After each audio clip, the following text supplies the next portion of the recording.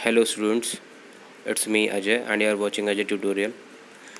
Students, आज हम लोग जो टॉपिक डिस्कस करेंगे that is based on how to give the answers of those questions which are based on electrode potential. Okay, and the question we will take from D and F block elements, and the topic which is given in your book is topic number 8.3.6 NCERT book. मैंने कई बार बोला भी है कि जब आप पढ़ा करें तो NCERT बुक अपने साथ में लेके बैठें. और ये टॉपिक है इसमें लिखा हुआ है, आप देखेंगे ट्रेंड्स इन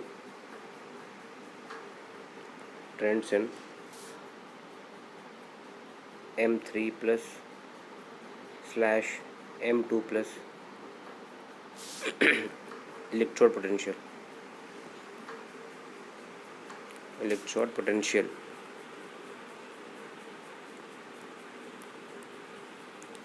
तो स्टूडेंट्स, मैं आपको ये भी बताऊंगा कि इस टॉपिक के ऊपर किस तरह के क्वेश्चंस पूछे जाएंगे और किस तरीके से क्वेश्चंस आपको करने हैं इसके ऊपर.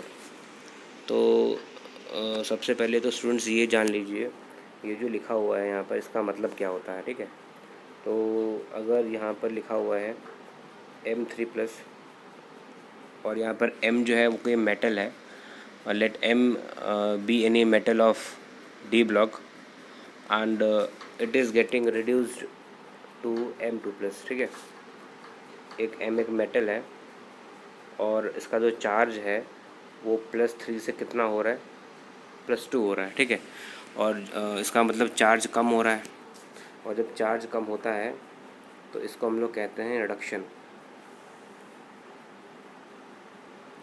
ठीक है, तो हम ये कह सकते हैं कि ये जो मेटल आयन है ये रिड्यूस हो रहा है. ठीक है, और चार्ज कितना कम हो रहा है स्टूडेंट्स, चार्ज 3+ से कितना 2+ हो गया. इसका मतलब है कि ये जो मेटल आयन है इसने इलेक्ट्रॉन गेन किया है कितना, 1. ठीक है, क्योंकि ये जो लिखा हुआ है रिडक्शन, इसका मतलब होता है गेन ऑफ इलेक्ट्रॉन. ये आपको पता होना चाहिए, गेन ऑफ इलेक्ट्रॉन. ठीक है, तो यहाँ पर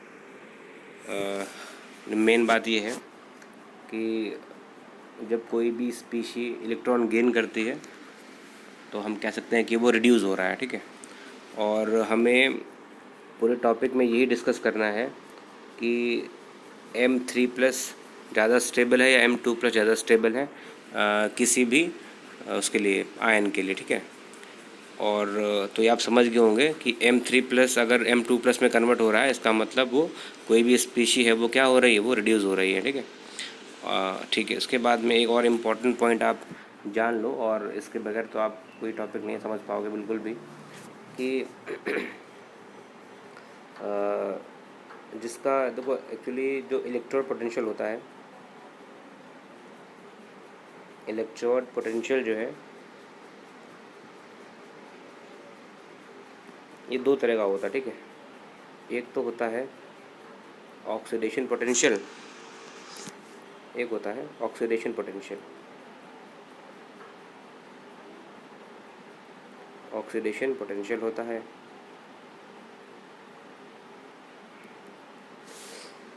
और एक होता है रिडक्शन पोटेंशियल. Reduction potential. ठीक है, तो अभी हमें केवल इसके बारे में बात करनी है. मतलब जब E0 की वैल्यू आपको दी जाए, जब कोई भी स्पीशी क्या हो रही हो, रिड्यूस हो रही हो. ठीक है, अब इसमें एक चीज़ का आप ध्यान रखो कि, और चाहे से आप नोट भी कर सकते हो, हिंदी में नोट कर लो या चाहे इंग्लिश में, जिसका इलेक्ट्रोड पोटेंशियल ज़्यादा होगा. ठीक है, जिसका इलेक्ट्रोड पोटेंशियल ज़्यादा होगा या हाई होगा, वो हमेशा क्या होता है, रिड्यूस होता है. ठीक है, और जिसकी E0 की वैल्यू कम होती है या आप कह सकते हैं लो होती है, वो ऑक्सीडाइज होता है. ये तो एक जनरल रूल है जो आपको पता होना चाहिए क्वेश्चन करने से पहले, ठीक है। हाँ, अब इसमें जैसे आप एनसीईआरटी में देखोगे ये लिखा हुआ है कि स्कैंडियम 3+ है, सपोज हमारे पास में स्कैंडियम 3+ है। अच्छा, लेकिन इसको समझने से पहले आप स्कैंडियम को समझो पहले। तो स्कैंडियम जो है ये आता है 21 नंबर पे आता है स्कैंडियम, ठीक है। और इसकी जो कॉन्फ़िगरेशन होती है वो होती है आर्गन और 3D और 4s, ठीक है। तो आर्गन तक हो गया 18, आर्गन तक 18 हो गया है, और इसके बाद में 19, 20 और ये 21, ठीक है। तो स्कैंडियम में अभी आप देखोगे एस में कितने इलेक्ट्रॉन है, 2 है, और डी में कितने इलेक्ट्रॉन है, 1 इलेक्ट्रॉन है। अच्छा, अगर मुझे क्या बनाना है, पहले तो मेरे पास में क्या है, स्कैंडियम 3+ है। इसका मतलब स्कैंडियम ने इलेक्ट्रॉन कितने लूज़ कर दिए हैं, 3 इलेक्ट्रॉन। इसका मतलब है कि स्कैंडियम हैज़ लॉस्ट 3 इलेक्ट्रॉन्स। ये इसका मतलब है, जान लो। मैं बहुत ही बेसिक चीज़ें बता रहा हूँ, क्योंकि काफ़ी स्टूडेंट्स हैं, they are in standard 12 but they don't know the basic concept because they have not studied properly in class 11th। सो इसको नोट करते रहिए हर चीज़ को। अब यहाँ पर जब इलेक्ट्रॉन 3 लूज़ कर देगा स्कैंडियम, तो इसके बाद में अगर मैं कॉन्फ़िगरेशन स्कैंडियम 3+ की लिखता हूँ तो क्या हो जाएगा, वो तो आर्गन के इक्विवेलेंट हो जाएगा, क्योंकि 3D से भी इलेक्ट्रॉन जा चुका है, यहाँ भी 0 हो चुके हैं, और 4s में भी 0 हो चुके हैं, ठीक है। या हम ऐसे भी कह सकते हैं कि जो स्कैंडियम है, अब इसकी जो कॉन्फ़िगरेशन है नोबल गैस के जैसी हो चुकी है। It is just like argon, है ना। इलेक्ट्रॉन 3 लूज़ करने के बाद में, जब स्कैंडियम ने इलेक्ट्रॉन 3 लूज़ किए हैं, तो उसके पास में एस में भी 0 हो चुके हैं और डी में भी 0 हो चुके हैं। या स्कैंडियम 3+ जो है, इसमें स्कैंडियम 3+ जो है हैज़ एक्वायर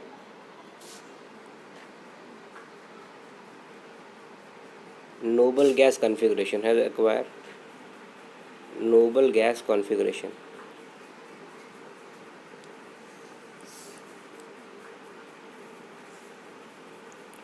ठीक है। तो अब आप ये मुझे बताइए कि स्कैंडियम Sc3+ के फॉर्म में ज़्यादा स्टेबल है या Sc2+ के फॉर्म में ज़्यादा स्टेबल है।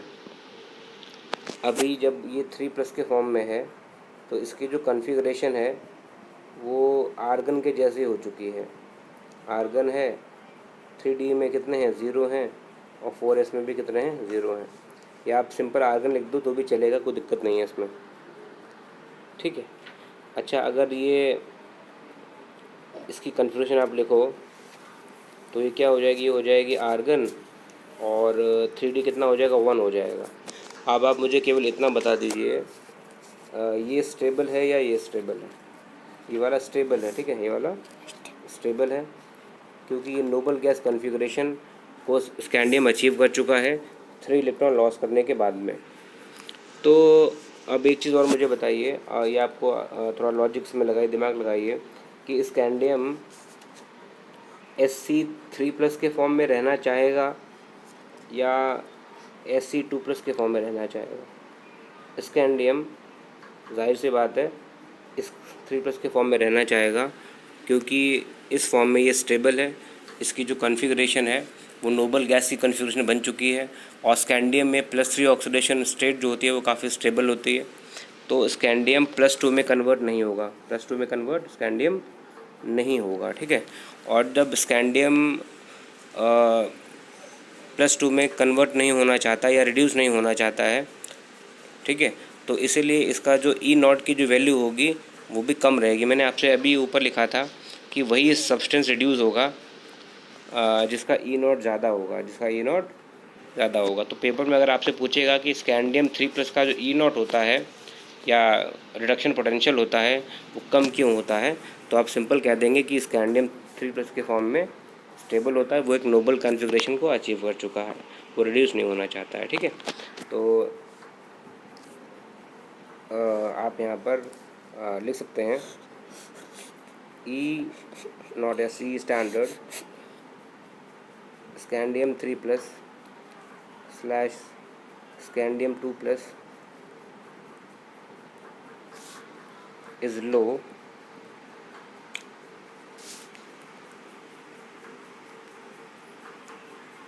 because of its noble gas configuration, because of its noble gas configuration।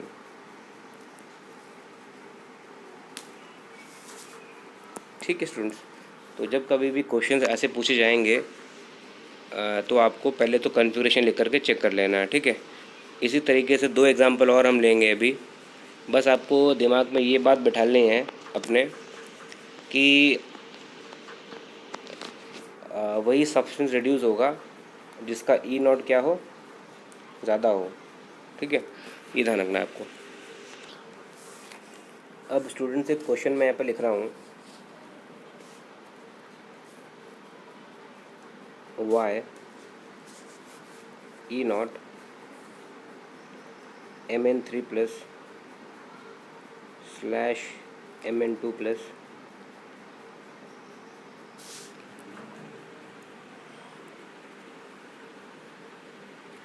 Sorry of manganese, manganese लिखा हुआ है यहाँ पे, आप समझ सकते हैं, is very high, is very high. ठीक है, कि जो मैंगनीज है इसका जो इलेक्ट्रॉन पोटेंशियल है, या आप कह सकते हैं इसका जो रिडक्शन पोटेंशियल है वो ज़्यादा क्यों होता है। और टेबल नंबर 8.2 आपके एनसीईआरटी में दी गई है, उसको आप चेक करेंगे तो इसकी जो वैल्यू है मैंगनीज़ की ये आपको मिल जाएगी प्लस का 1.57 है। ठीक है, और इसकी जो वैल्यू होती है ये दी हुई है प्लस का है 1.57 दी गई वैल्यू इसकी। तो मैंगनीज़ में ये वैल्यू हाई क्यों होती है। ठीक है, तो सबसे पहले तो हम लॉजिक लगाएंगे इसमें। हम सबसे पहले लिखेंगे मैंगनीज़ को, मैंगनीज़ आता है स्टूडेंट 25 नंबर पे। ठीक है, और इसकी जो कॉन्फ़िगरेशन होती है वो हो जाती है आर्गन 3d4s। ठीक है, यहाँ तक तो 18 हो गया, ये 2 हो गया और ये 5 हो गया। ठीक, इसका मतलब ये है कि मैंगनीज़ में अभी हमारे पास में डी में कितने इलेक्ट्रॉन्स हैं स्टूडेंट्स, डी में 1 2 3 4 5 इलेक्ट्रॉन्स हैं, और एस में कितने हैं अपने पास में 2 इलेक्ट्रॉन्स हैं। ये 4s ऑर्बिटल है और ये वाला 3d ऑर्बिटल है। अब इसके बाद में जो क्वेश्चन मेन ये है कि मैंगनीज़ अभी Mn3+ के फॉर्म में है, हम इसको Mn2+ के फॉर्म में कन्वर्ट करना चाहते हैं। देखते हैं ये कन्वर्ट होना चाहता है या नहीं, मतलब ये रिड्यूस होना चाहता है कि नहीं। तो अगर इस प्रोसेस के लिए मुझे मैंगनीज़ को इलेक्ट्रॉन 1 देने पड़ेंगे, means manganese 3+ will gain 1 electron and it will get reduced. ठीक है, after taking 1 electron it will get reduced. तो सबसे पहले तो हम इस पर देखेंगे कितना चार्ज, 3+ का चार्ज है। ठीक है, इसका मतलब मैंगनीज़ को इलेक्ट्रॉन रिमूव करने पड़ेंगे 3। अब मैंगनीज़ जब इलेक्ट्रॉन 3 रिमूव करेगा उसके लिए पहले तो वो 2 इलेक्ट्रॉन निकालेगा S से और 1 इलेक्ट्रॉन निकालेगा कहाँ से, यहाँ से निकालेगा 5 में से। ठीक है, अब यहाँ पर डी में कितने बचेंगे इलेक्ट्रॉन, 4 बचेंगे स्टूडेंट। ठीक है, तो या मैं ऐसे लिख दूँ यहाँ पर कि अभी डी में कितने इलेक्ट्रॉन्स हैं, 4 इलेक्ट्रॉन्स हैं। ठीक है, अच्छा ठीक है, उसके बाद में Mn2+ का मतलब हुआ कि मैंगनीज़ में से कितने इलेक्ट्रॉन जाएंगे, 2 जाएंगे। और जब मैंगनीज़ में से 2 इलेक्ट्रॉन जाएंगे तो केवल कौन से वाले जाएंगे, S वाले जाएंगे, और डी में कितने रहेंगे, 5 रहेंगे। ठीक है, तो Mn2+ में जो कॉन्फ़िगरेशन है मैंगनीज़ की कितनी, D5 है। अब आप खुद ही देख लो कि ये ज़्यादा स्टेबल है D4 वाला या D5 वाला। तो आप समझ गए होगे इतनी बात को कि मैंगनीज़ जो है वो Mn3+ में अपने आप को अनस्टेबल महसूस कर रहा है and it want to get reduce to Mn2+। वो क्योंकि ये D5 जो कॉन्फ़िगरेशन है, D5 कॉन्फ़िगरेशन में जो डी ऑर्बिटल है वो हाफ फिल्ड हो जाता है, 1 2 3 4 और 5 इलेक्ट्रॉन्स उसमें हैं, तो ये स्टेबल है, ये स्टेबल है और ये रिड्यूस होना चाहता है, ठीक है। और मैंने आपसे स्टार्टिंग में ही कहा था कि जो रिड्यूस होना चाहता है या जो सबसे रिड्यूस होगा उसका ई नॉट हाई होना चाहिए, ठीक है ना। तो इसी वजह से, क्योंकि जो मैंगनीज़ है Mn3+ के फॉर्म में वो अनस्टेबल है, ये अनस्टेबल है और एक इलेक्ट्रॉन लेने के बाद में and by gaining one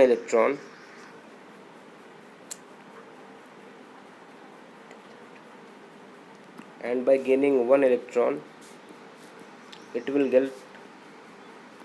will get reduced to stable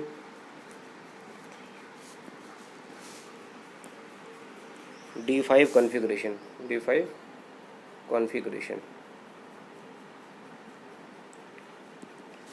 ठीक है। तो इसीलिए therefore E not Mn3+/Mn2+ of manganese is high, ठीक है। तो मैंगनीज रिड्यूस होना चाहता है तो इसका ई नॉट हाई है और स्कैंडियम में कम था। इसी तरीके से स्टूडेंट्स, अगर मैं क्वेश्चन आपसे पूछता हूँ, अभी एक क्वेश्चन और ले लेते हैं यहाँ पर, जैसे कि Fe है, आयरन 3+ के फॉर्म में है और इसे कन्वर्ट होना है किसमें, 2+ के फॉर्म में कन्वर्ट होना है, ठीक है। तो सबसे पहले तो आयरन के बारे में आप जान लो। आयरन ये 26 नंबर पे आता है स्टूडेंट्स, 26 नंबर पे आता है और इसकी जो कॉन्फ़िगरेशन होती है वो होती है आर्गन 3d6 होती है और 4s2 होती है, ठीक है। अब ये 3+ के फॉर्म में है, इसका मतलब मुझे यहाँ से कितने इलेक्ट्रॉन रिमूव करने हैं, 3 रिमूव करने हैं। 3 में से पहले 2 तो कहाँ से जाएंगे, S से जाएंगे और एक जाएगा कहाँ से, D से जाएगा, ठीक है। तो जब एक इलेक्ट्रॉन D से जाएगा तो D में कितने हो जाएंगे, 5 हो जाएंगे और S में कितने हो जाएंगे, 0 हो जाएंगे, ठीक है। तो अब क्या करो आप, इसको करके देखो। अब D में कितने हो गए, यहाँ पर D में अपने पास में हो चुके हैं 5 और यहाँ पर इसमें हमें 2 निकालने थे तो वो S से जाएंगे और S से जब जाएंगे तो D में कितने रहेंगे, 6 रहेंगे। अब आप खुद ही बताओ कि ये आयरन जो है वो +3 में ज़्यादा स्टेबल है या +2 में ज़्यादा स्टेबल है। तो D में 5 ही है, यहाँ पे स्टेबल कॉन्फ़िगरेशन है, स्टेबल है। तो जब ये स्टेबल है पहले से ही तो ये Fe2+ में कन्वर्ट होना नहीं चाहेगा। कि क्यों कन्वर्ट होना चाहेगा इसमें, यहाँ पे ये तो अनस्टेबल है, ठीक है। और जब भी इसमें कन्वर्ट होना नहीं चाहेगा, पहले से स्टेबल है, तो इसका ई नॉट क्या होगा, लो होगा, ठीक, कम होगा, क्योंकि रिड्यूस वही होता है जिसका ई नॉट हाई होता है। तो ये पहले से स्टेबल है, तो इसलिए देयरफॉर ई नॉट Fe3+/Fe2+ क्या होगा, ये लो होगा। तो ऐसे क्वेश्चन आपको एग्ज़ाम में मिल सकते हैं बहुत सारे, कि इसका हाई क्यों होता है ई नॉट, रिडक्शन पोटेंशियल उसका ज़्यादा क्यों होता है, इसका कम क्यों होता है।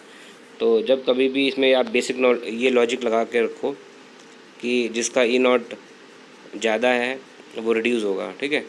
अब जैसे इस वाले केस में ये पहले से स्टेबल था, ठीक, पहले से स्टेबल है, तो ये 2+ में कन्वर्ट क्यों होगा, ये कन्वर्ट नहीं होना चाहता इसमें, ठीक है। कन्वर्ट नहीं होना चाहता है मतलब ये रिड्यूस होना नहीं चाहता है, और रिड्यूस होना नहीं चाहता है और इसका मतलब इसका जो ई नॉट होगा वो कम रहेगा, ठीक है, क्योंकि रिड्यूस वही होता है जिसका ई नॉट ज़्यादा होता है। तो इस तरह के क्वेश्चंस आप इसकी प्रैक्टिस करें students. Thanks for watching as a tutorial.